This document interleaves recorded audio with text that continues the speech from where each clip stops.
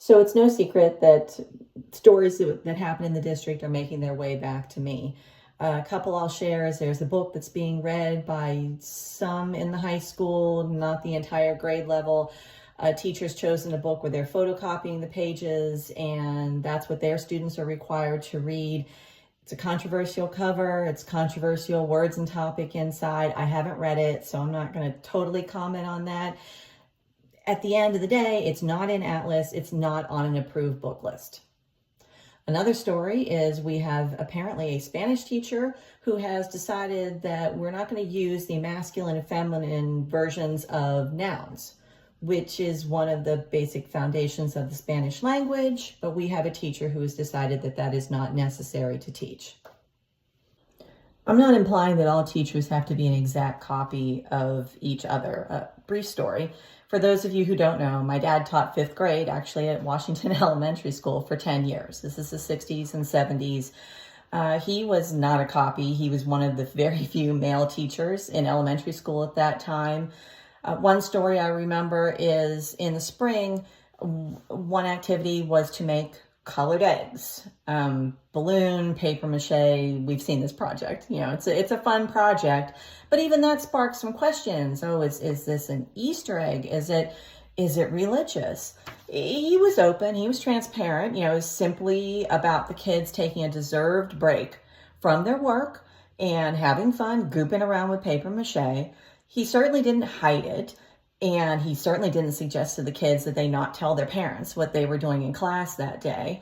And he didn't need to stand on a soapbox about it. It was just good. It was memorable. So again, I'm not suggesting every teacher needs to color inside the lines. Seeing opportunities, coloring outside the lines. It's how growth and exploration happen. But some of the problems and controversies in our schools aren't stemming from teachers coloring outside the lines. You have a few that are splatter painting the walls. This isn't fostering growth. It's creating chaos for these students who have these teachers, and it's causing some resentment and anger in the community. So who's responsible when some of these things happen? The school board. It is up to the school board to provide a clear structure for our district to follow. We have so many excellent teachers, we have a solid staff, and we have superior facilities. But someone said to me earlier this week, the Mount Lebanon schools have lost the plot. That wouldn't happen if we had a clear structure in place that the teachers, staff, and the rest of the district were able to follow. The plot that the district should be following are the 4 goals in the strategic plan.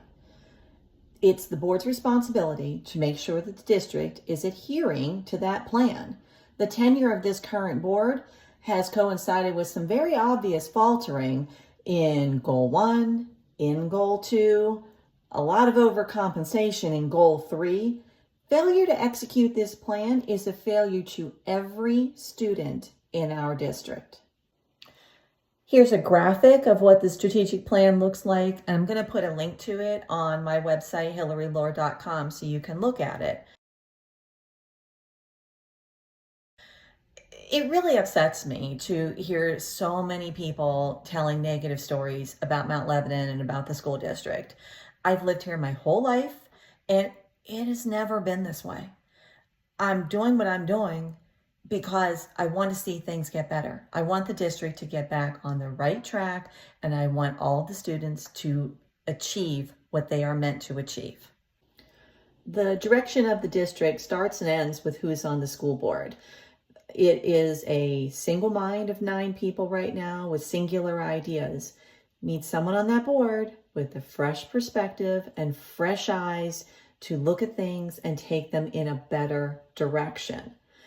So voting is important. Getting your friends and neighbors to vote is important. But the other thing that's important is remembering the voter makeup of the district and knowing that you need to weight your vote. If you want something different, if you want something better, vote for one, me, Hillary Lohr. Weight that vote. That singular number gives us a chance to take this in a better direction. Thank you.